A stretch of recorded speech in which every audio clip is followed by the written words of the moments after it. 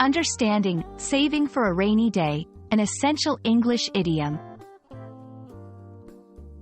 Hello and welcome to our English language learning series. Today, we're diving into a common and useful English phrase, saving for a rainy day.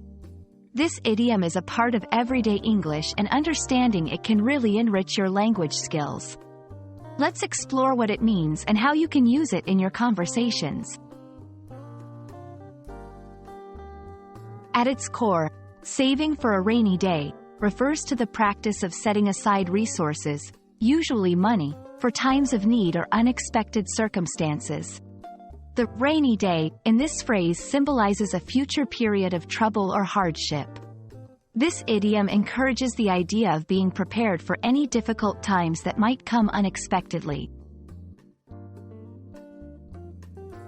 It's always interesting to know where these expressions come from. The phrase, saving for a rainy day, dates back to the 16th century.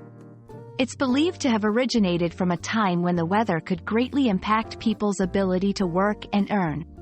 So, saving during good times was essential for survival during bad weather or rainy days. Now, let's look at how to use this idiom in conversation. You might say, I always try to put some money aside for a rainy day.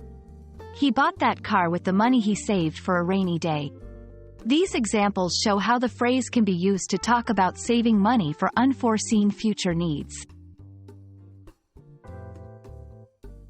There are other idioms and expressions that convey a similar meaning. For instance, saving up for a rainy day, putting something away for a rainy day. These variations all emphasize the importance of preparing for the future.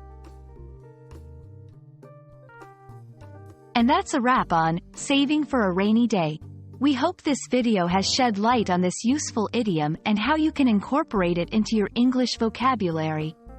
Remember, learning idioms is not just about words, but about understanding the culture and history behind them.